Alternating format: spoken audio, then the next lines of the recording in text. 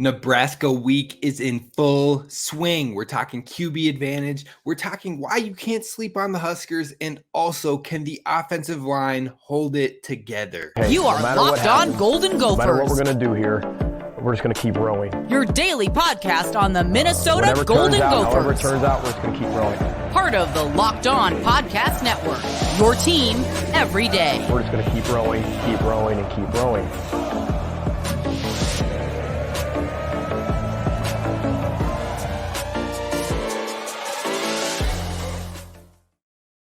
You are listening to Locked On Golden Gophers, part of the Locked On Podcast Network, your team every day. My name's Kane Rob, host of the podcast, former collegiate football video coordinator and recruiting assistant, here to talk Golden Gophers with you each and every day of the week. And folks, football is back.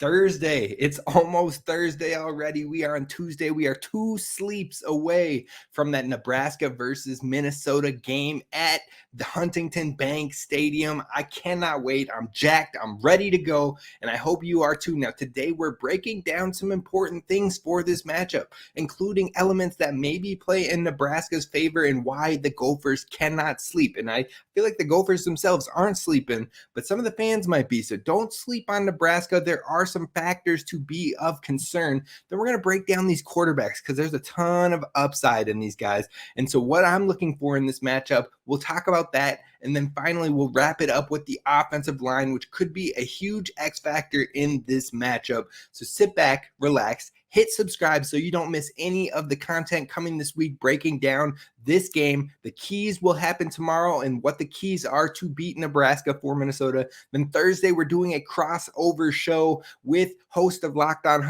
Cornhuskers as well. So you're going to want to stay tapped in, hit subscribe. Let's do this thing. Today's episode is brought to you by FanDuel Sportsbook, official sportsbook of Locked On. Make every moment more. And right now, new customers can bet $5 to get $200 in bonus bets guaranteed. Visit FanDuel.com/LockedOn to get started. Now, Gophers fans, a lot of Gophers fans are continuing to count week 1 as like an auto win, as an automatic check it off that it's happening. Now, I don't disagree that the Gophers will likely win this game. I have confidence in the team winning this game, but there are elements that make Nebraska more dangerous. They make them a dangerous team and absolutely a team to not be overlooked. Now, the elements that play in Nebraska's favor that the Gophers need to keep at bay, need to keep in mind as they get ready to play this game is one, the unknown. There's a lot of things that the Gophers, the fans, the team, the players, the coaches, they do not know with this Nebraska squad. Now, will it be more of the Temple style offense that we saw with 2 tight ends and lots of ground and pound, or will it be more of the Baylor style offense where we saw some more airing it out, some more spreading of the offense? Will it be bits and elements of the Carolina Panthers? Who knows? There's a lot of question marks that come into it. Now, we all know that Matt Rhule has been on record saying, hey, I was hired because they wanted me to run more of what we saw at Temple. But he can say that all day to try and tee it up and set it up for the fact of, people will start to think we're going to run in these early games, and then boom, we hit them over the top. Like, who knows? We haven't seen them with a quarterback of this type of athleticism before. How will that play into the factor? Will Eric Gilbert, a tight end weapon, be given a waiver of eligibility? We're 2 days away and we still don't know that question, along with Craig McDonald on the Gophers. And will that nickel corner get a waiver? Come on, NCAA, step your game up, because I am waiting and I want to know about these elite athletes. Can they get on the field? They should absolutely be ready to play. And this needs to happen like yesterday. So let's make it happen. If you're going to clear one, clear both. Let's do it. Anyways, another element that is of favor to the Nebraska Cornhuskers is the variations of the 3-3-5 defense. Now, Coach Fleck talked about this in his presser on Friday. The unknowns of how Nebraska has built this out could cause problems. Sometimes it might look like 3 are coming, but 5 are coming in hot. Sometimes they could present a 5 down lineman, but then only 4 are coming strong and 1 is dropping back into coverage. In fact, there are a lot of things that you might see that may not be real. Now, I went back and watched the bowl game of Minnesota versus Syracuse and watched at least the first half so I could watch the snaps that Athan got to see versus a Tony White defense. And you know what? There was one play where they looked like they were sending six. They were sending six defenders coming. We had six people on the line with five linemen and the tight end, and then you had the running back in the backfield. So it looked like Minnesota had the advantage when it came to blocking. But then they send the tight end in a route, so that gives you back to 6-6. And then with two defenders crossing, they had one guy coming up the middle, two defenders crossing, and those two crossing defenders took two offensive linemen and their running back. It took the focus from them, leaving a free runner to Athan, causing a sack. That is what the chaos of the 3-3-5 can bring. So it's going to be difficult. And that was with the Syracuse line that didn't have a single defensive lineman over 275 pounds with our big offensive linemen. So it shows how difficult the 3-3-5 can be to hold down. Now, yes, you can look at Tony White's previous stops like Syracuse, which the Gophers obviously did because that was their bowl game last year. But like Coach Fleck mentioned, if you would have watched Tampa Bay film when he first went to his Western Michigan head coaching position, you would have been way off when it came to the offense that they're running. So you can't be 100% certain that everything we saw with Syracuse is what's going to come over with Nebraska, because Nebraska has more dynamic athletes and the recruiting is better. That could lead to Tony White being able to implement new nuggets, new variations of maybe what he wanted to do at Syracuse but couldn't because he didn't have the right guys to run it. But one slight benefit in Minnesota's favor for all of this is the fact that they have Coach Nick Monroe, who worked with Coach Tony White over at Syracuse. He was the safeties and rovers coach. He worked all 3 years at Syracuse with Tony White. Now, you're talking about the safety and rovers coach, which may be the most important asset to the 3-3-5. So if there's anybody that knows what Tony White would like to do and what he would want to do and have those elements and knowledge of what he had hoped to do, it would be Nick Swag Daddy Monroe. So I'm excited for this matchup. I'm excited to see how it all works out. In the 3-3-5 variations could be a problem, but there is some slight advantages to having Coach Monroe on the staff and able to kind of speak to the different mindsets that White had on that defensive coordinator position.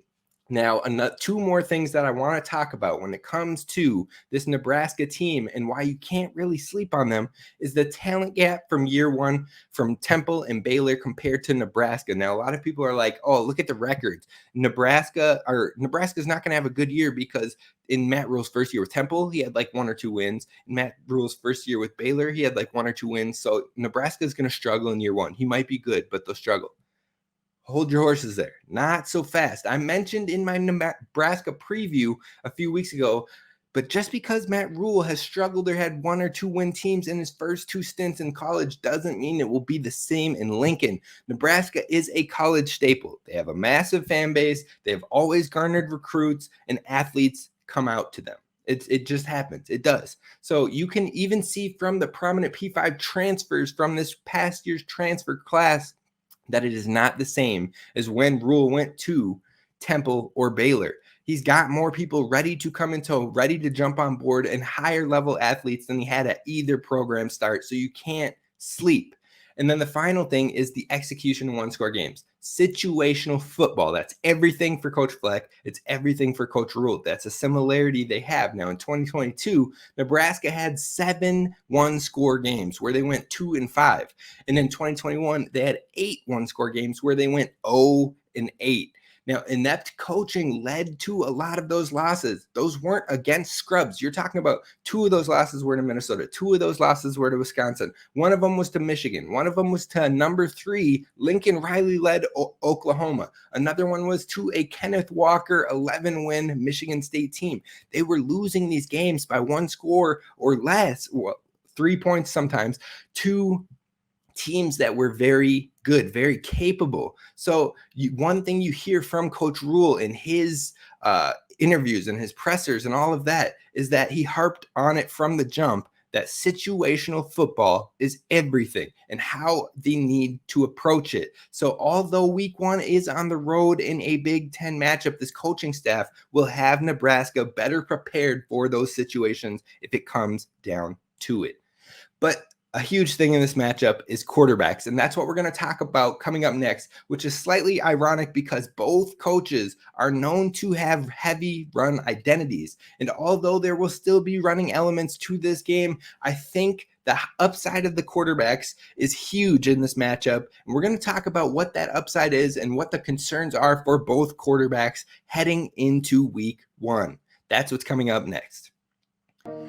First, this show is brought to you by Betterhelp. Whether you're dealing with decisions around your career, relationships, or anything else, therapy helps you stay connected to what you really want while you navigate life, so you can move forward with confidence and excitement. Now, I personally have been through therapy, and I was hesitant at first. I'm not going to lie to you. I was like, I don't know. That doesn't sound like it's for me. I don't want to speak about all my things going on in my brain. I don't want to sit down and have to talk to someone that maybe I don't know that well. But I gave it a try, and after a few sessions, I really found myself going, wow, why did I wait on this? Like, this is nice. This would have helped me a lot through some things. So if you're thinking of starting therapy, give BetterHelp a try. Let therapy be your map with BetterHelp. Visit betterhelp.com/lockedoncollege today and you get 10% off your first month. That's BetterHelp, HELP.com/lockedoncollege. Now, Gophers fans, and maybe even some Huskers fans, thank you for tapping in and listening to today's show. And Gophers fans, thank you for making this your first listen when it comes to Gophers Daily Sports. Now, we're going to keep talking Nebraska all week. Tomorrow, we're going to talk about the keys for Minnesota to win the game and some players that we need to step up for the matchup. Then Thursday, we're going to do a crossover show with the host of Locked On Huskers.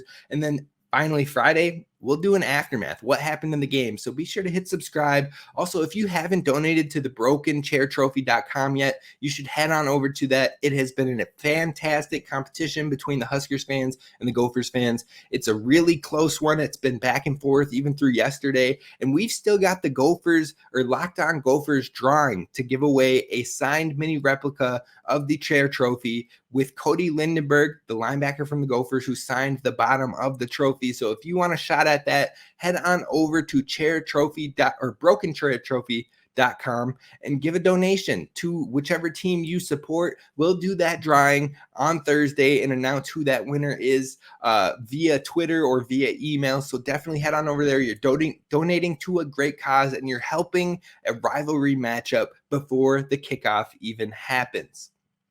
Now let's talk about this quarterback battle. It's a battle of intrigue. Both of the players have high upside. They're plus athletes, big arms, can run, and have the ability to put up 300 yards in the passing game. Now it's going to come down to who can get their reads right, who can be more accurate in the matchup. Both have struggled with completion percentage over their times as a starter so far at the Division I collegiate level, but it's not always their own fault. Sometimes they've been placed in bad situations. Sometimes they haven't been given the keys to throw the thing around there, sling the rock, and let it happen. So regardless, both players have shown glimpses of putting it all together. Now, when you look at Athan's close to 2022, you look at a game and a half, the Wisconsin game and the Syracuse game, where they really kind of let him open it up, let him pass the ball, let him not really have to worry about or holding the reins close as far as not letting him be a true quarterback. When they finally did that, he passed for 399 yards, 2 touchdowns, 86 completion percentage, 2 big-time throws to 0 turnover-worthy plays, and had his quickest time to throw on the year in both matchups. Now, unfortunately, he got hurt in the Syracuse game and didn't get to finish it out, but it was against 2 solid defenses in Wisconsin and Syracuse, the 29th and 14th rated passing defenses in the country last year. So there were flashes. It was coming together, and you could see the development over the late half of the year as the Gophers coaching staff finally let him throw the ball. But you flip it over to Jeff Sims, and he has had some dazzling moments himself. You look at 2021 versus Pitt, he threw for 72.7% completion with 359 yards, 2 touchdowns, 2 interceptions. Then versus UVA that same year, 61.4 completion percentage, 300 yards, 3 touchdowns, 1 interception. And then you look at the true athlete specimen, 2021 versus North Carolina, 76.9% completion, 112 yards passing, and a touchdown, plus 128 yards on the ground, and 2 or 3 more touchdowns on the ground. Now, there are moments where it all comes together like those games for Jeff Sims, and you see an athlete and a quarterback with a skill set that's similar to an Anthony Richardson that was an NFL draft darling. And his name shot up the boards in last year's draft, and that is the talent that Jeff Sims has. You can see why Nebraska coveted him and why the fans absolutely adore him.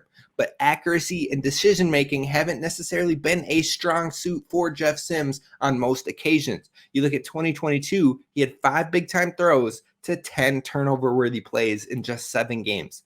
Then you look at 2021, 8 big-time throws to 9 turnover-worthy plays in 7 games. And then 2020, he had 11 big-time throws and 19 turnover-worthy plays in 10 games.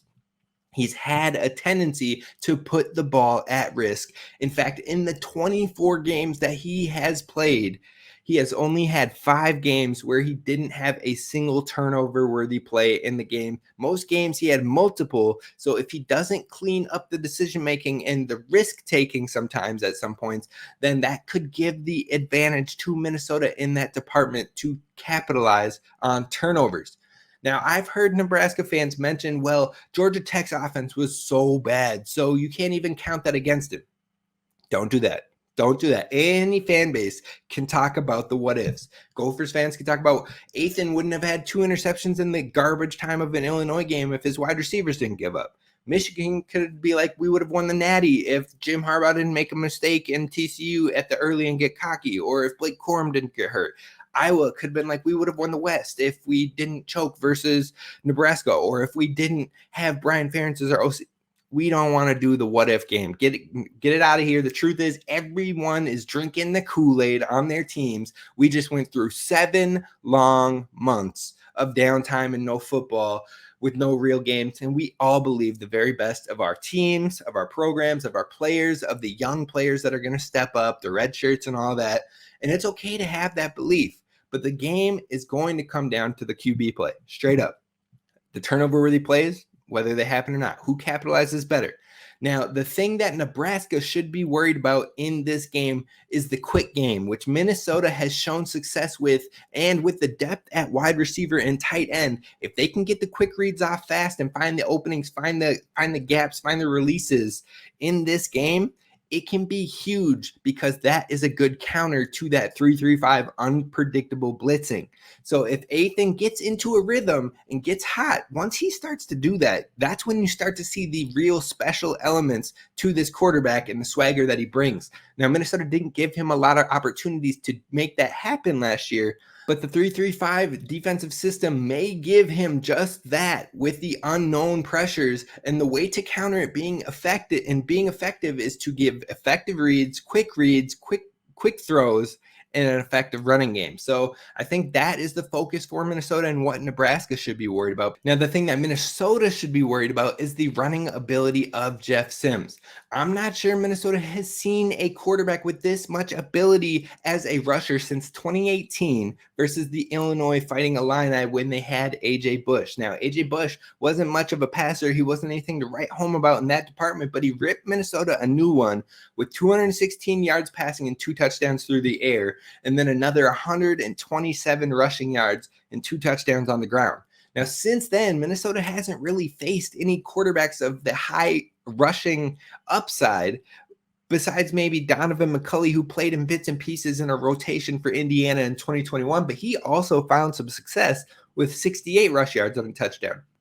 So Minnesota will need to find a way to slow down the quarterback advantage, the quarterback rushing upside of Jeff Sims. This game could come down to who takes better care of the football. And the last 3 Minnesota versus Huskers games have been a single score game. So it's going to come down to mistake-free football. It's going to come down to the trenches and defense, but the quarterbacks will be everything. If you can take care of the ball and capitalize on that advantage I just highlighted, you probably have the better shot at taking this game. Now we're going to wrap this one up with the Minnesota offensive line and why I think it is going to be an X factor for this 2023 matchup. That is what's coming up next. But first, I want to talk to you about our friends over at FanDuel. Now, getting ready for the NFL season and the college football season, you can get ready with FanDuel, who is giving you incredible offers from America's #1 sportsbook. Right now, new customers can bet $5 and get $200 in bonus bets guaranteed. Now, who doesn't like that? $5 is a simple bet to drop down, and you get $200 in bonus bets guaranteed. You can use those bonus bets on anything from player props to spreads and so much more. Plus, all customers who bet $5 will get $100 off of the NFL Sunday ticket from YouTube and YouTube TV. So you get a discount on your NFL Sunday ticket. You get $200 in bonus bets, and you get an opportunity to win big on the bets that you place. So visit FanDuel.com/lockedon and kick off the NFL season with an offer you won't want to miss. FanDuel, official partner of the NFL. All right, Gophers fans, we're wrapping this one up with Minnesota's offensive line and why I believe it is going to be a talking point coming out of this game. It could be the X factor to game one. Now, there's a new outlook with this offensive line. Coach Fleck mentioned in the presser on Friday, it's not just a straight up starting five. We've seen the battle at left guard and right tackle consistently happening. We didn't see any real signs of who was winning that battle. And then when asked about it, Coach Fleck said there aren't just going to be 5 starters on the offensive line. In fact, we'll likely see more than 5 players playing in game one. You can lock 3 full-time starters in my opinion, in Ariante Ursery, who started all year at the left tackle last year. Then you've got Nathan Boe, who's stepping in at center for John Michael Schmitz, who went off to the NFL. And you know what? He has been a very steady, a very sure-handed center right now. He's learned a lot. He's been a 5th-year guy, so I believe he's actually a year 6 guy. He's got a lot of experience and learned a lot from John Michael Schmitz, and he has stepped in seamlessly at the guard and the center positions when players went down over the last couple of years. So Bo will step in at center for sure. And then on most occasions, you see Quinn Carroll in at the right guard. Now, I said most occasions because there are variations where we've seen Quinn Carroll kick back out to right tackle, which he played all of last season. And then they've moved Martez Lewis into the right guard position at times. So the left guard and the right guard are the main positions of focus, the main questions, and likely where you'll see the rotations and the different bodies in to start. Now, this could be good because it could get some younger guys on the field for opportunities, like a Greg Johnson, true freshman who is absolutely thoroughly impressed all of spring and fall camp. But you could also see J.J. Gaudet and Martez Lewis, Tyler Cooper, Carter Shaw. All of these guys were in a battle, and they all bring different body types, different levels of athletes, some better in the run game, others maybe more so in the pass game. So there is a lot of versatility between all of those guys. Now in game one, that could be an advantage. It could be advantageous for the Gophers because there's no tape out there on it. So it could allow Minnesota to lean into the strengths of those offensive linemen without any tells, while also getting some fresh legs onto the field. But long term, as you get to about week 4 or so, beyond that, there could be some tells. There could be some tells on what types of calls, what type of run styles, what type of pass play is coming based on certain O-line configurations. So eventually they're probably going to have to narrow this in on some almost full-time starters at the positions. Now, offensive line is my worry on the season on how they handle the pass rush. We've got 3 new offensive linemen coming in, but we don't really know what it holds, what is going to be the strength of this offensive line. Now, if anyone that I want to trust in this nation when it comes to the offensive line and developing them, it is Coach Callahan. So that eases my worries a little bit.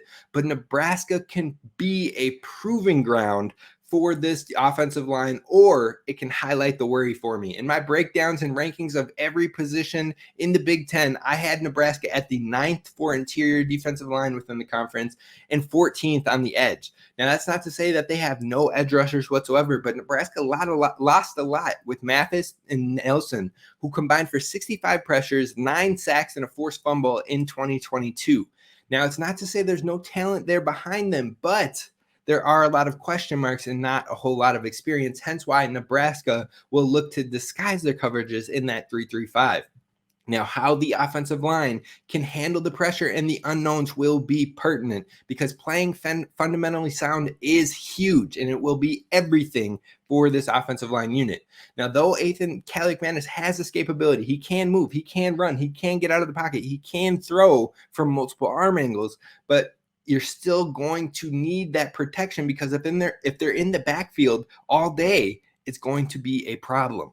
So on my rewatch of the bowl game versus Syracuse with Athan at quarterback, there were some packages where Minnesota ran out an extra tackle in the run game and tried to bully with size. Don't be surprised if we see some of that in this Nebraska matchup, especially after you get to the 10-yard and inside in that red zone.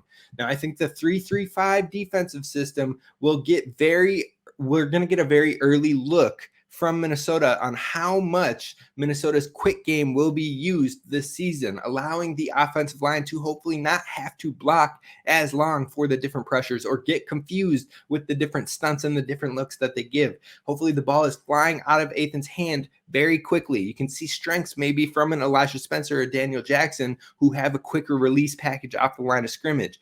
Now, overall, I think that allowing the offensive line to not have as much stress in that passing game is going to be huge. And we know this unit is generally really good in the run game under Coach Callahan. So hopefully with Quinn Carroll in at right guard, the run game and the run blocking will be even more advantageous. But it all stems back to if they struggle mightily in week 1, we could be in for a long year.